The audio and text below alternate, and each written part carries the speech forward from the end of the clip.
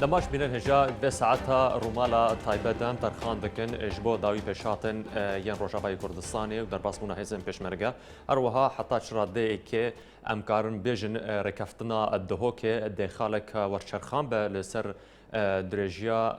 ام بيجن علاقات ناف بارتن كردين روجاباي كردستان حتى شرا ديك امكارن بيجن كو لسر ارض واقع دورن بجي كرنج بو بحث كرنو بتشرو بكرنا فان خالان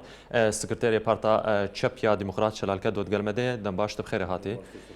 ام تخازن شويه كده دست بكن روشا كوباني جنهاد هون چاواد بين روشا شر لكوباني چزان ياري الجمهان داوي زانري دم كده بيجن و تاليه بهتر آرامتر نوك جارين برين روشا كوباني وقم تزان السري دمكين نباش وروج بروج نباشتر دبه وخلق كوباني همو پنبربوني اي باجار و 400 گنده در دوره كوباني تبدا همو چونه باقري كردستاني خلق طالان بون خلق ويران بون خلق پنبر بون روش نباشي گلكي لي بيشي تدخل قوات التحالفات دولي روج بروج يعني قصف دشدين اللي سر قوات داعش هناك وضع ميداني روشا ميداني باشتر دبه لي بتايبت ان هلقا بيشتي چونا پيشمرگا گدو دست بكرن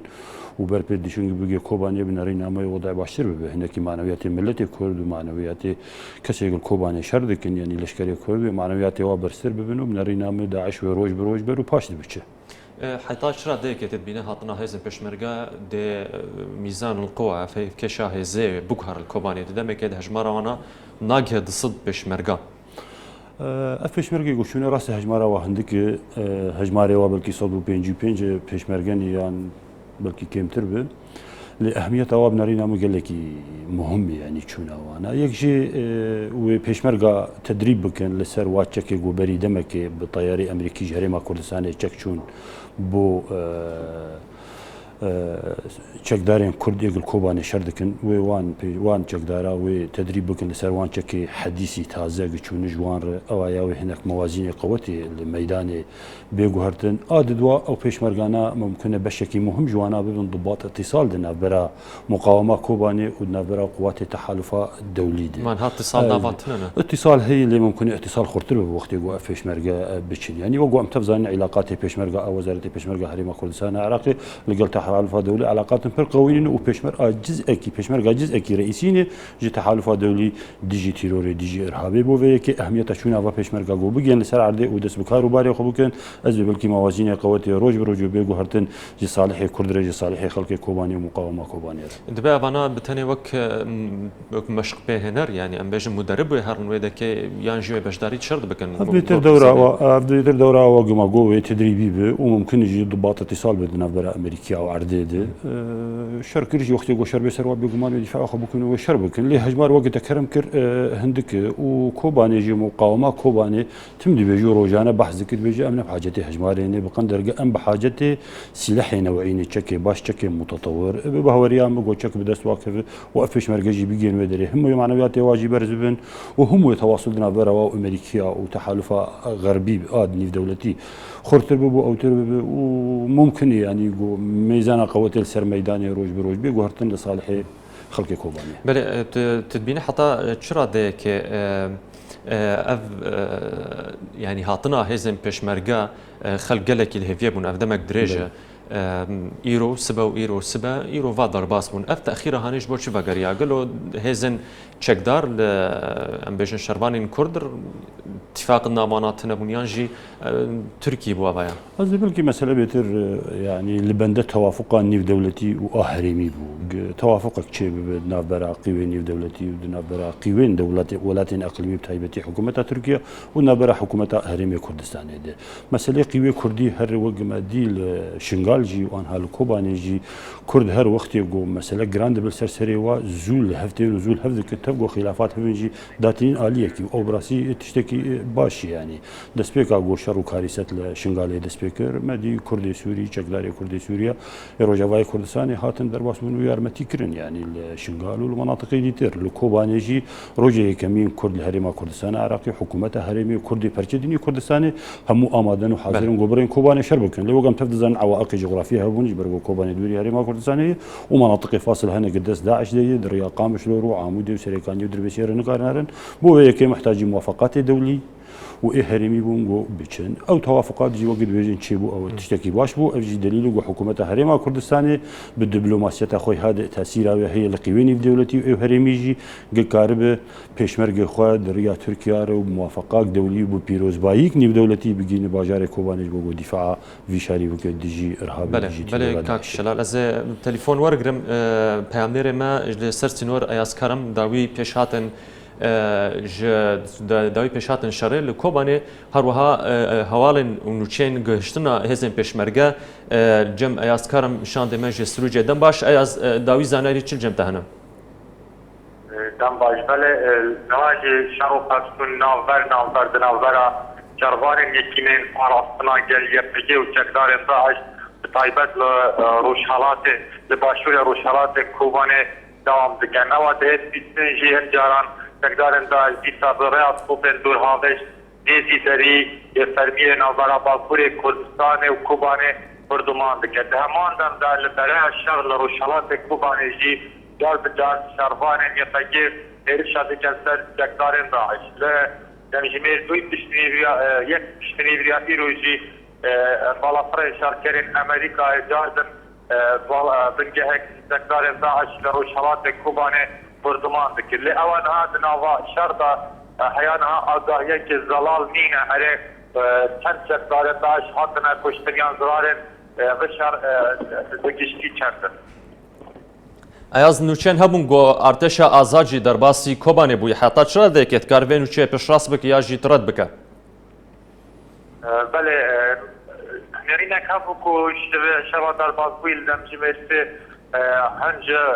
لەشکرین ئارتێشە ئازادە سووریا دەربازی ناوا کوبانێ بوو لێ مەچەند جار پەیوەندی بە وەزیرێ پاراستنا کانتۆنا کوبانێ کرد پەیوەندی بەردەست دانە بە ئەوان هات دەهێت کوتن زانیاریەکێ بێژین زانیاریەکێ ناوگەل دا بەڵاو بووە نەک زانیاریەکە داعالیەکێ فەرمی داهاتی بەڵاوکردن بەێ ئەیاز گەلێکی سپاس داوی ئەگەر بکورتی ژمر بێژە هێزن پێشمەرگە چقاس ژوارمانە بگەن سەر سینۆر دەربازی کۆبانێ ببن تو زانیاری بەردەستەوە هەنە یاز li derbarê hatina hêzên pêşmergê jî heya niha agahiyekê bêjin zelal tune lê hin çavkanî dibêjin hêzên pêşmerge nêzî orfayê bûne lê ewa her niha em li ser sinûrên hêzeka pêşmerge negihaya navçeya Firsûsê yan nêzî sinûrê Kobanê. بەێ gelekî spas ئەیاز ji sînorê Kobanê ji Bakurê Kurdistanê digel me de bûn Kak Şelal vegerim cemte hatina hêzên pêşmerge rolayên Tirkî çi bû divênade Tirkî xwest ya nedxwest nerîna te de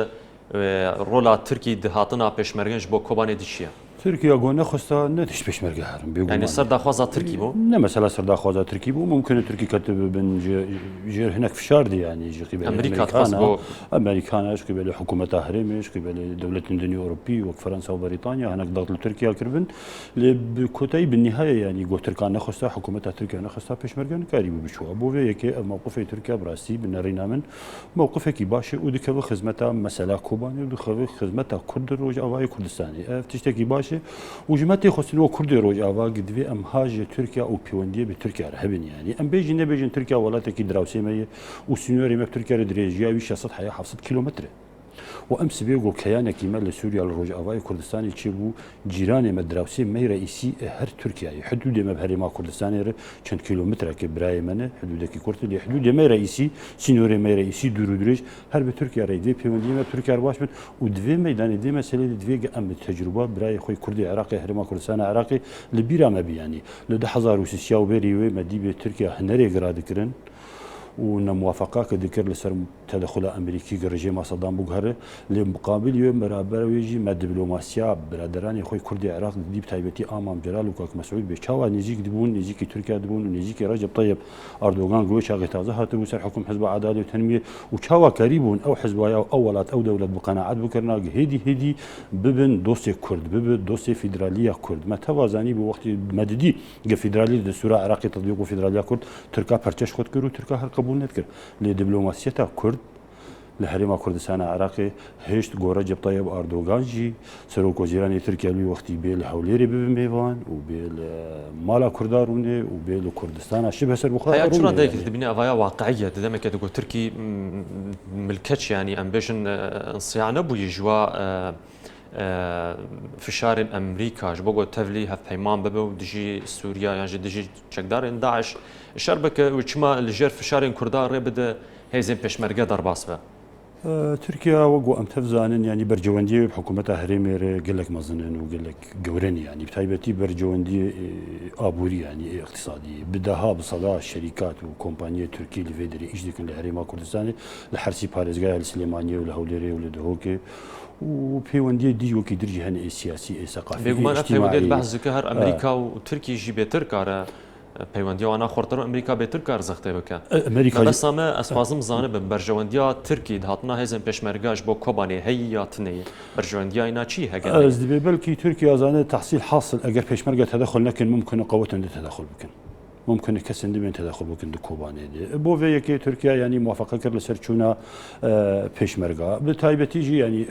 بيوندي حكومتها هرمي حكومتها تركيا جي قال لك اللي بيشن وقو امزانن او تاثير جديد بالتركيا يعني هنا كي كفم تاثيرها في الشارع حكومتها هرمي كردستان موافقه دكن لسرچونه بيشمرغا وتركيا اعتبار دكو زاني جي ودبيني جي مثلا جو بيشمرغا نمونه بيشمرغا بچن ممكن يجي جريلا باشتر بين بوا او باشتر دبين يجيبوا اخوه بو فيك يعني قال لك عوامل ضغطي في شارع هنا سر تركيا قال تركيا موافقه كر وتفضيل كر بيشمرغا هيرن غير ديوان باشتر بين بله ده بحث كانوا جو صالح مسلم في سروكي بيدي جو شو تركي دا خواجه كربو جو آلين دني كرديجي بخوار هفبش بك مشاركه بك تدبينا بجي دوي كوانه دته هزه پشمرگه درباز روشاوای کردستانی ببه اجبو توازن که بیا پگرشه که اجبو بهتر ام بيجن کار به زغطه که بك يانجي ام بيجن تفرده كگر هب نمینه به گمان و اف يعني تركيا قناعت دي جو هزه پشمرگه بچنيانه چن یا کس بچيانه چ پیاده لسر عرض ایرو قوتك وحكمك لروج اوای کردستانی بو وی که وقت گو شریک چه ببنج پیاده تركيا دبينه هناكي باشتر دبقى او تفردا يبكي هبه وبتايبتي او دبيننج بيادي ويبكي بشكنجي بككي وحساسيتها واجه علي بككي حيانها معروف وام تفزان روسر وزير راغاند جو ام قبولنا كان شونا داعش وداعش شر بككي بمينه كيوا قلت داود أغلو إيروغت داود أغلو راسي تصريحاوي مخن ومدي يعني حساسيتها تركيا برامبر بككي ام تفزان تفقو عملية اشتي سلامي دنا فرا برز اوجلان ونبرا حكومتها تركيا هيج بري صالك حيان هذا حتى في دقيقه مخابن موقف حكومتها تركيا جي بككي وج باكوري كردستاني وج ما في قال كرد باكوري كردستاني موقفك وقام تفزان سلبي وحساسيتك برمزن هي تن ابنرميا تركي جنشكر گوشي بو ام كهاگرم بيجن دنافك دكابانا نرميا فتگرج بو پیاما اوجلان گو هاگر کوباني بكه بروسيس اشتي باكوري كردستاني تسكنه تاثيره و پیامي هبه وتاثيره فشاره كردي روج كردي باكوري كردستاني خو پیشاندان رابون لسرانسري تركيا ولا همو ولايات كردي اللي باكوري كردستاني ولا باجاري تركيا رئيسي جي وكو اسطنبول وانقره همو باجاري دي تاثيره واخو پیشاندان تاثيره و ضغط شعبي هبو قال لك لسر حكومتها اردوغان لسر حكومتها تركيا قم موافقه بك سر درباسبونا پیشمرگا او بیا گمان تاثیر نامه عبدالله اوجلان جی ابرز اوجلان و قال لك هبه جبرگو اوجلان ان هكا شريك وايد عمليه سلامه دو اوجلان رمضان بلتي كرد باكوري كردستاني تركيا حقيقه نشانه برساري گومازن چدك چما کوباني و ودنگا هانه دید افساده هانه لسر آس جهان دید ددم كده گلک باجارن دن سوري گرینگیاوی ناجی هي بس افدنگ نصلن ديه تجبر شبيه كيف تقرينا مبنارينا يعني افنابريا خلقي كرد ملتي كرد بسط هزار خلق فنابر بون افيك سبب رئيسي بو دوام ملتي كرد نهو الكوباني الهمو دريدي رفض دك جو بحاضين اجدا عشره الوقت اكيد ممدبينين لسوريا للعراق الولات الدنيا جو داعش لاجدك ليبيا اليمن نوايا يعني داعش وقت يضرب جاري رقا خلقي رقا بشكي مزيج وان حاضر بحاضينه لديرازوري ولو الانبار ولو قال لك باجاري عراقي وسطي نوع عراقي غربي عراق هروايه ليه داعش جونيزيكي مناطق شار وجندي كرداد ملتي كرد بيجو بارتي جوار بيجين بيجو كجوار بيجي بيجو قوى سياسي جوار بيجي رفض قاطع ذيك نجو بحاضين اجدا عشر كردك اللي جياني ازبيت النبي قبول بك داعش نيزيكي بكيلومتر كيا دي كيلومتر يا 5 كيلومتر بعكس قلاني دني مسلمان بتايبتي يعني طائفه سني العراق ولسوريا وقع امتدزن أنها كبشكي مزنج مناطق سنة العراقي هجنا هموبن دستي داعش دي وداعش نوا خلقات ديجي وحكم الوادك وكاروباري وادك لسوريا جي هرواية ليه كردستان نواية يعني كل سوريا بشل العراق داعش نجيكا كوباني بو خلق كوباني هموب هنا بربون داعش ازواسق بس خدينا كسبيجي نجيكا قامش لوجي بهرواب ونجيكا هولي روسليماني جي بهرواية كرد دوري فكرة إسلامية متطرف وآتيرورين ونكارن تعيش بير بكن ونكارن جيرانتية جي بير بكن جبوا له تقاطع نظر مصالح كرد وغربيت شيء يعني غرب وأمريكا يجوا اهتمام مزن دان مسألة كوباني جبرجو خلق كوباني إثبات كرن قال لك دوري تيرورين وقال لك ديجي دولة إسلامية جبوي كشفت قرب دفاعك وبرافانيك ام بيجن ديروكي اگر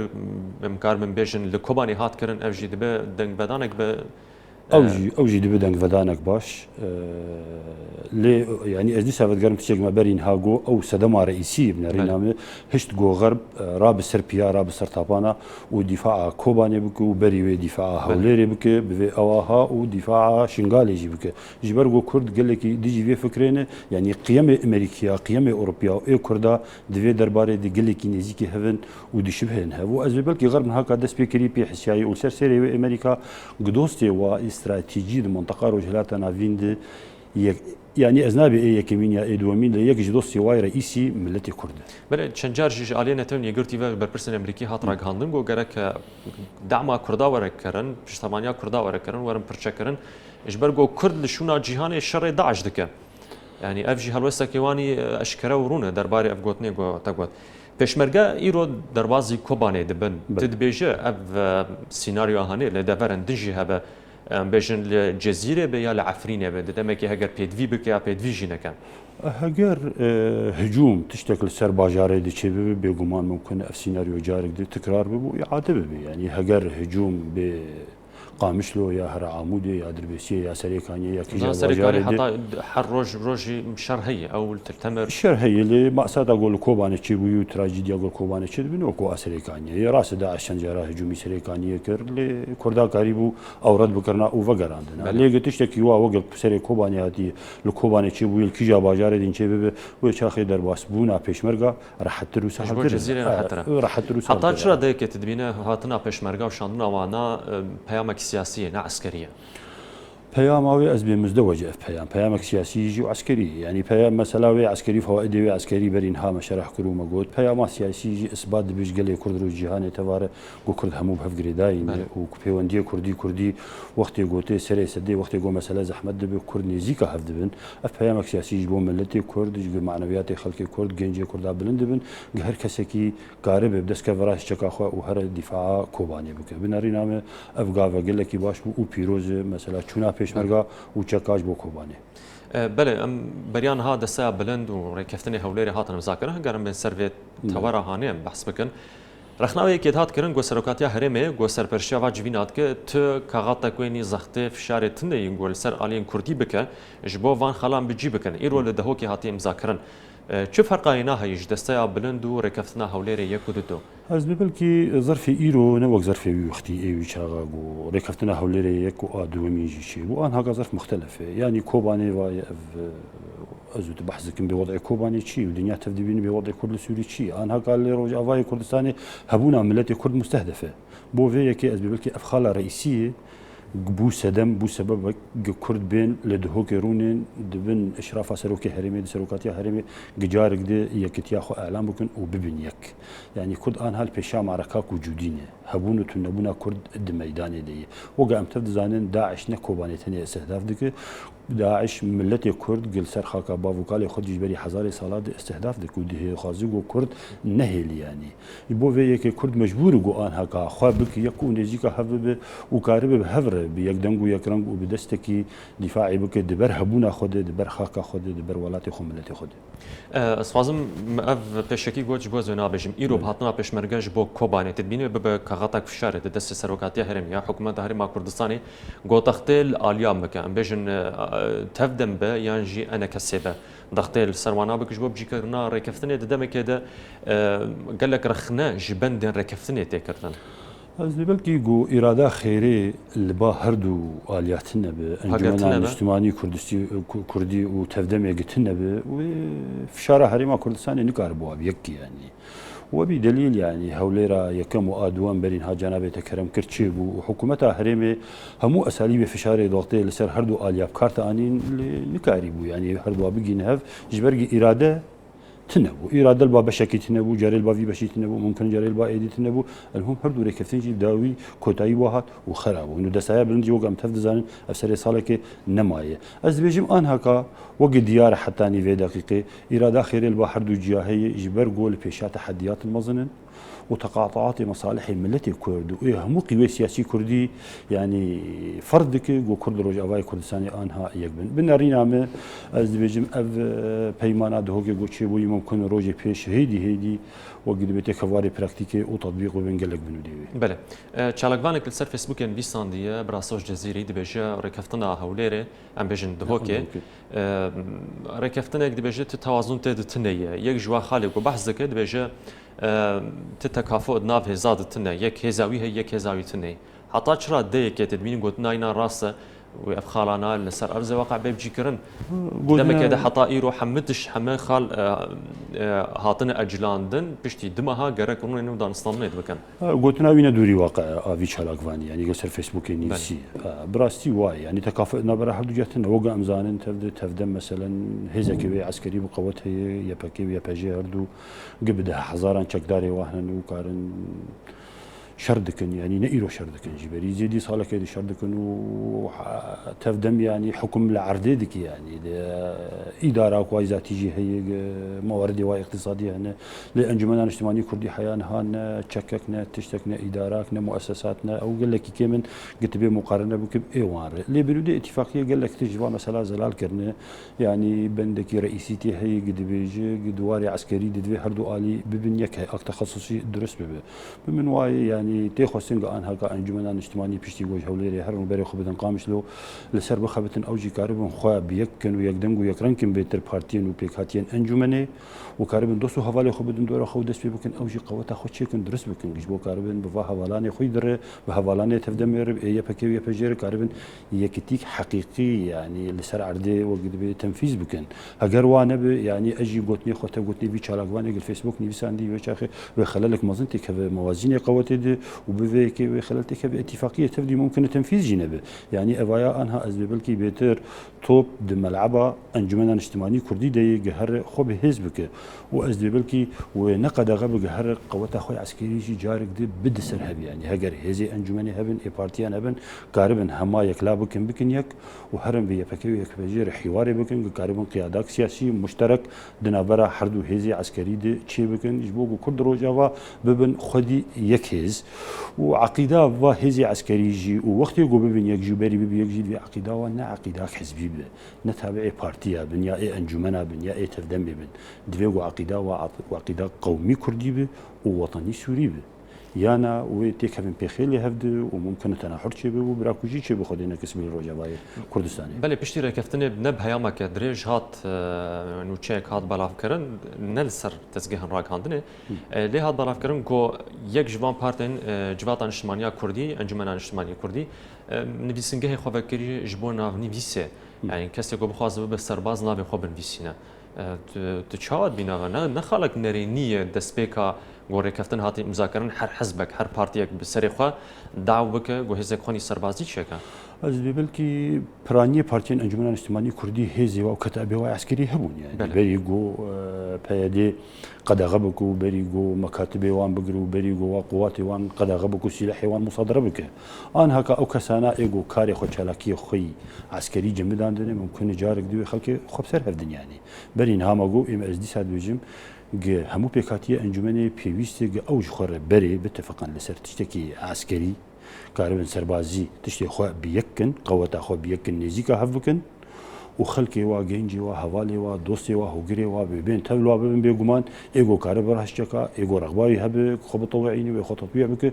دي قوات شبن وحردو قوات داوي بين جيشك بجيشة كردي يعني دفاعي لرجع أفاي كردستاني بكت. بله یک شوا خالن گوهات مذاکرنجی لرکفتنا دهوکه گول لواگرک سیاسی چه ببه انجمنا ام بیج مرجعی سیاسی هگر بهتر تزانیاریا بسر ببه او مرجعيه سياسيه بيقومان ضروري وهر مطلبك كيفني يعني تبقى كردي الروج افاي كردستان اجده سالات دوز افي مرجعيه ذكر يعني انها كارتش يقول سربل هاتيني ساندن او مرجعي قوش بيقومان تشتكي باشي يعني سيه اندام هر اليك دوازده اندام شش كسي دي جي اي بارتيين دربي هر دو جياج دربي تبدمي دربي انجمنان اجتماعية أنا كيسي أو تشتكي باشا أو مرجعي أزلي بلكي بريارين وي مرجعية جي اتفاق شي بوي برياري وي همو بنوع كيش توافقي بن يعني مسألة أكثريتي وأقليتي بن يا قارب دنجا كي تأثيري لي بك يا وابك سبي همو بريار بن صالح جهتك دي جهة هذا وقت يقول توافق هب وترست النبي يعني وقت يقول بريارين في مرجعية سياسية بتوافقي بيقومان وتشتك نايم مر قاندون ومر راندن إلا برجوندية ملتي كردي حقيقيتي هبن هذا سربازي جو بريار بواكي هفبش ولا آفاكرن وجريداي ولا مرجعيتي بيجوا سر بخبر أزلي بلكي همو تشبه تابعي في مرجعيتي هر تشتكوا في مرجعيتي في جريداي بو مرجعيتي وقت دستايا بلند بوكو هيئة بلند بي يعني وبلندرين هيئة سياسية يعني قبرياري بدل سر ريفابرين وهاتن دا مثلا ريفابرين دمكي أواناجي هروي جريداي ويتسربن ويتبربن أو هنا قانون جبوان جهاتنا دانيين أفحرسي ريفابري ببن يك ريفابري يعني بيتر طابعي كردي بيسر بيتر طابعي كردي بيسر داخوازا تبدا مبويا تاخوازا داخوازا انجمني بو قونا تواددي لي هولاني تبدا بيجي موافقه كرن لسيرفي مسألة جواب بيك روسي حكومتها قالك بيك حكومات يك وزير درافا يك وزير دفاع بيغمان قالك يك وزير درافا قالك يك وزير دفاع قالك يك وزير هر شيء بيك وزير بيك نونري بيك مسؤول بي يعني ما از بخوك وشخص دبينم قروج افاي كردستاني مثلا كانتونا يعني كانتون جبري انا ممكن انا وقت واشتغل ام بيجي ما بالي قال لك جرا قودي لكانتون روجا كروجا نبوي دوزام ملتي كرد روج افاي كردستاني وبلكي كردات خودجي مثلا كانتونا نديتي يعني طموحي ملتي كردي قومي هرقو كياني كبي موحدها بج عفرين وحتى نسي مالكا اجبو في يك انها از بيجي كارد برد وقود اتفاقات هوك جهاتيه يك اداره لروج افاي كردستاني بله يك جوا خالينغو بيشبيني تك هرچند نه دماینه یک مساله تگم بحث بکن آلیت تفدمه او نرین کوانی ام بیژن قومی نینا بهتر ديمقراطية أممية آلیت دیجی نرین اینا قومیه شواد في خالد رأي كفن جان هذا بلكي تعددية فكري ايديولوجي سياسي لنا ملتك وقت هب نجريمته نغلط يعني لي بيقومان من أجونا واثق مسألة صاد قبرانية ملة كرد الروج أفاي كردستاني تفكير قومية وتفكير بناء ومتى ديمقراطي بيا ماركسي بيا شيوعي وكرد الروج أفاي كردستاني هر متعطش قوميا هر إدارات ويهب فيدرالي ويهب حكومة كويزياتي هب دخوازق طابعك قومي كردي لسربه بو في كي أنواع مسألتك دنق داني ده سبي ملة كرد ممكن يزيد صدي حفتي بطابع كردي راه بيسر وإدارة بيسر لشكري كرد بيسر همو إدارات كردي بيسر ليفاجر مرجعية كردي ديجو طابع قومي كردي لسربه طبعا باحترامك ما زنجي مكونات درق اللي جزيره قال يك هريمي ثانيه طبعا اللي قال كرداد يجي وقوم زمان هريمين دني كرد وكو كوباني وكي عفريني او انا خالص سري صدي صد هر كردن يعني اللي جزيره هيك موزايك يعني ممكن صدي سي سكان جزيره او مكونات درب وكو مسيحيه وكو عربه وكو تشانا وكو تركمان ربما هبن احترام جوارجي بيقومان بيقرتن ليه هريمانا او وحده اداري ام بنيتن ما يعني جبرد انجمنان اجتماعي وقال لك شارلفاني كرد نرينا وايجده صالات حيانها ولاتي كردال روج افاي كردستاني ولاتي متواصله جغرافيا جي ومساحتها نكيم تري بيش في جغرافيا روج افاي كردستاني في حكومه فرد كرنا ازدي بلكي باشار دوري هافدون الجزيره كوباني عفريني وضعي ميداني ممكن بيتر افحرسي اداره فرز كرن اجبر قول نقبه نابرا يعني سريكاني وكوباني وقومزان هنك فواصل هنقول من دي عرباوي دري دس داعش تبو والنابرا كوباني وعفريني جي منبج وكان باجاريد هن تيكلاون كرد وعرب وتبل هذن وميدانيا جاء مناطقنا هردو دەستی داعش دەبوون ینی چت الأبيض بالنافبەرە سەرێکانی و کۆبانێ دێ و چمن بجو غیری وێنا نافبەرە کۆبانێ و ئەفرین دێ بوو و ئەس بلکە ئەبوو سەبەبەکە رئیسی بوو یەکجا ئەسبابە گمەسەلا سێ کانتۆنا هات فەرزکردن لێ ئەو واقعی مەدانی وێ نەمینە هەیە ینی بتایبەتی ئان هاکەوە گەمزانم قیوا نیودەوڵەتی تەدەخل کردی لە سووریا دژی داعش و دژی تیرۆرێ و ئێگۆ تەحکومێت وا مناطقا دکن دوا هەرێما هەرێمێن کوردیش هەفتوو جدا دکن داعش بێتر و ئەو کەتا ئەبێدنی تیرۆرێنی ینی ئەواناژن هەودەمەک دنامینن و وەختی تەواصل چێ ببێ دنابەرە مناطقی کوردی دبۆ ولۆ کورد و کاروباری خۆ بکن بجدیت گێ هەرێمێکی موحد شێکن ئیدارە موحد شێکن جغرافی و سیاسی کاکشەلال ناوەندا ینی مرکزا وێ حکوومەتا دەمکی گۆ ینی کار لەسەر تێکردن بێدا مەزراندن ناوەندای هاتی حەدداندن چ باژارل چ دەڤێت بێ ناوەنداوی نەهاتی حەدداندن لێ بێگومان من ڕینا ناوەنداویت قامشلۆ بە قامشلۆژ بەرگۆ پایتەختا کوردستانە سووری ئاسیاسی و ئاسەقافی و ئاجتیماعی و ئابووری و گەورەترین باش ناوەندا کانتۆنا جەزیرێ عمودێ هات هەڵبژاردن ژبەر هێزێک شپێوی کوردات تێدە تنەبوو قامشلۆ ئیرۆ هێزێک مەزن دەسەڵاتە بەشار ئەسەد المەطار جای فەوجێ 154 هێز باوەڕ دەکەم هەگەر ژمار نەشاش بە بینوێ منطقی بەروێ دەکە بێت بنەڕینەمی ینی هێزێ بەشار لە ئەسەدگن هەڵ قامشلۆن و الحەسەکەن لێ نەمینن ینی وێ نەدائمی لێ بن و حیا دنیا هەبێ هەر ئەو هێزانە ڕۆژێکەش ڕۆژاوی هەرن و بێگومان بەلکی زوو بنە و قادرەنگژی بکەوێ نەرە بساڵاکەوی ینی ئەو هێز هەردوێ نەمینن لە باژارێ کووردا و لە هەرێمێن کورد ڕۆژ ئاوای کوردستانی ئەو چاکیوێ ئەو باژاری هەردوو باژاری ڕئیسی تایبەتی قامشلۆگە ئەم بێژین پایتەختی وێ بەگەر دەستی کورد کەوی ینی بینە هاتن نەهاتنە پێشمەرگانش بۆ منطقا جەزیرە هەر چەندە شەڕێک مەزن وێ دەکێت چێ نەبوو لێ نەهاتنەوانە گرێدایی هێزێکی وا هێزە بەشار ئەسەد بلکە منطقا جەزیرە نە حاجەتی هاتنە پێشمەرگای ینی سەرەکانی دەمێک ڕۆژ سەرەکانی بەرین هەمەگۆڕە و خرابوو ڕاستە لێ چەکدارانی کورد لە سەرەکانی کاری بوون دیفاع بکردنەوە دیفاعکردن بە خورتیژی و داعشرت کردن ینی بەگەڕاندن ژ بۆ ولۆ ینی چوونە پێشمەرگاش بۆ شارێن کووردا لە منطقا جەزیرە هەر پێویستی وات نەبوون لازم بوون ینی بۆ ولۆ پێشمەرگە نەچوونە زبقی بەلێ ڕۆڵا ئەتیلافێتە چاواتن نرخین دەدەمێکە دەست باوەڕ دەکەم دهینە ئەندامی ئەتیلافی نەڕیناوانە و هەڵوێ سێوانال بەرامبەری تشێ گۆچێت بن ڕۆژاوای کوردستانی تایبەت و کۆبانێتی چاوات نرخینە تەقیماتە ژەرشیە لە دەستپێکا گۆشەر لە کۆبانێ دەست پێ کرد و حتا ڕۆژە ئیرۆ ینی ئەس بدقت مووقفی ئەتیلافێ متابعات کرد ینی مووقفی ئەتیلافێ دەستپێکا گۆشەر دەست پێ کرد وەفدێکی ئەتیلافێ مەزم بەسەرۆکاتیا سەرۆکی ئەتیلافێ چوو نیویۆرک کۆمبوونێ جمعیە عمومی ئەمە متحیدی لێ دەرێ بەشدار بوو حاضر بوو ئەندامێکی کوردیی تێدا بوو دکتۆر عەبدولحەکیم بەشار نائبێ سەرۆکی ئەتیلافێ و لێ دەرێ ینی بلکی هەفتیەکێمان و وفودی هەموو دەوڵەتی عالمی تقریبا ئەسکارم بێژین دیتن ینی ئێدۆسی ملەتی سووریا ئێدۆسی شۆڕەشا سووریا خیتاب ئاوانجی و تایبەتی ئەسەرۆکی ئەتیلافی هەر دەستپێکاوی لەسەر کۆبانێ بوو ینی سەر ماساتە کۆبانێ بوو ینی ئەتیلافی سیاسیەن دەبەر کۆبانێ دە تەخسیری نەکردە دوارە ئیغاسی دژی ئەتیلافی زیاتری 200,000 دلار ینی تەرخان کردش بۆ پەنابەری کۆبانێک پەنابەر بوون لە باکوڕی کوردستانی تشتی گۆژی ئەتیلافی هاتیە دوارێ سیاسی دێ و دوارێ ئیغاسی دێ هەرج بۆ پەنابەری کۆبانێ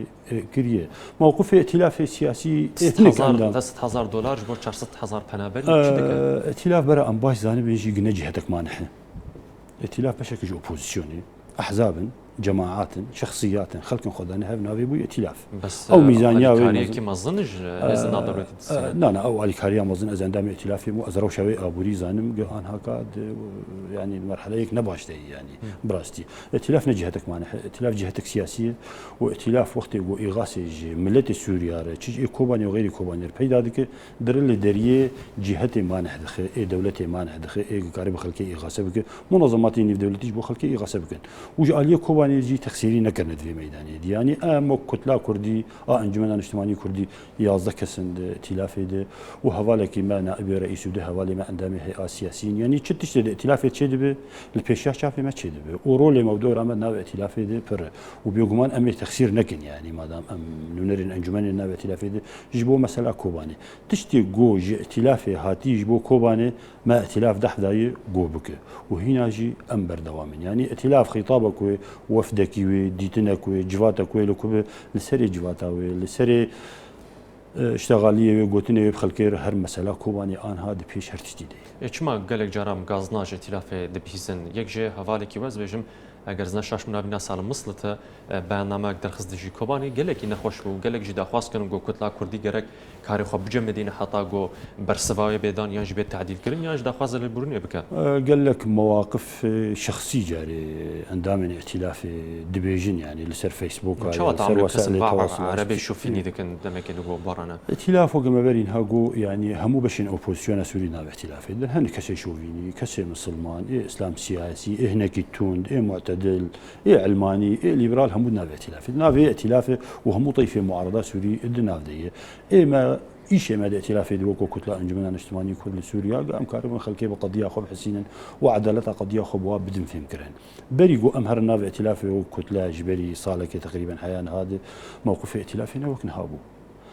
رولا كتلامة دورة كتلامة هيش تقول همو طيفين معارضة بيتر قضية كردي لوجافاي كردستاني بيتر تفاهم ممكن كتلامة ناف بدون حياة حد كي مظن متفاهم اللي جبيرنا كنجي أحزاب يعني هل يكين نري حزبك ناف أنجمن دي وبالتالي همو بهفرد بن نري أنجمن ناف ائتلاف دي هن كفال هن ممكن جارنا جي آراء أحزاب يا إخوي شخصي اللي جينا ترجمة لكن اللي بعموم يعني وضع كتلة كردي دي ائتلاف دي كتلة أنجمن الاجتماعي كردي وضع كي نخرب باشي يعني. هفديتني واني جدا هن هفديتني ما هر هن وان بيشتو 4 ساعات وقت بهبرن يعني وقتي قام درن كوموني ائتلاف روجا قدوس و4 هفتيه كي امدين نحن مو بيشتو 4 ساعات بهبرن ناف هفدني يعني ما شاء ام تشتكي بي هفدي قمان ناكن بلاش بر دمنا ما يسخازن برسكشتا بكم هلوستا حكومه هريما كردستان الهمبري روشا روجاباب تايبت كوباني هونچا دنرخينن هلوستا حكومة هريما كردستان هلوستك باش ووقو أمد بين حكومة هريما كردستان شوا دفاع دبر هولير وسليمانية ودهوك الدكور ودبرشنغال الدكور ومخموري واي حاضر يجي دفاع دبر كوباني دبك وما ديجي دمي باش بري چند روجكي چك چاواشاندن كوباني وان هاجي واهزي پیشمرگا بريدن درن برو بكوباني نابين درنگه پشتي چ روجاش شرع نه وان آلی کاریا دشینه آلیکاری چی نردنا چکا و چه نردنا پیشمرگاجی لدست پیکا برنامج تماده ما بحث کری يعني جند دستی حکومت هرمی دیج برگع عوائق جغرافی هنه يعني کوبانی دوری هرما کردستانیه و مناطق هنه يعني هرم هنه دستی داعش دنه مباشر بشكل كي مباشر حكومت هرمی نقار خوب جيني کوبانی جبوا له حكومت هرمی بحاجة موافقة ولكن هريمي وإني بدولتيج أو توافق حياة شد ديار نقل كي سهل وبسيط بنرينا مها قريبة كريبة هاجر تواصل جغرافي هبا نبرة هرما كردستان ونبرة كوباني وبزوترين كاتشك بجانا وبيشمرجي بآن هجزود والكوباني حكومة هرما تشكار تشخص حياة شرا ديك قريب يك مسافته يك و موضع بهر النابرة بارتن روجافاي كردستان النارينات هذا رول حكومة هرما كردستان حيانها برامبر بارتين كردي روجافاي كردستان رولكي باش وقع متفد زانن اتفاقيات هوكي بو اتفاقيات سيمين قدبن إشراف سروكات هرما كردستان تشد هر حكومة هرمي تخسيري نكري قارب بارتي كردي نزيكا هفلوك وبده جارا جناب سروك هرمي ومسؤولين ترجي حكومة هرمي تم جمار بحث دكن دبيجن اي وبرياري بدن وما ام حاضرن دعم تأييد ومساندة وبكن دهر وارد بريار آوية وإما ام حاضرن خدمة وبكن دعم جبر هاتي ترخان كرن بشتي ركفتنا دهوكي معلومات مسرفي خالي بالضبط يعني لأسباب حكومة هرمي دسبيكا شورشة سوري الحيانها هر تخسيري نكري همو أنواع دعمه ودعم رئيسي أم دبين أنا البيشة شعبي مورايا قشتي تفبيزاني بشوا طياري أمريكياتين سلاح جي هرما كردستاني باردكن ودرن دافيجن كوباني الكوباني داتينن وبيش مرجي واي شوا بريدن درن ديجين كوباني. بله قالك إسباس كرتيري بارتا شباب ديمقراط شلالكاد وتقال مدمو قالك إسباس بينن هجا الفيدا كم جان داويا في رومالي سر ساعتها ضهات يجي هرز تقال ودبم درباره هلويست هرما كردستاني وشاندنا هزم پیشمرگاج بو كوباني ام بافرن مينن دوامين نخوش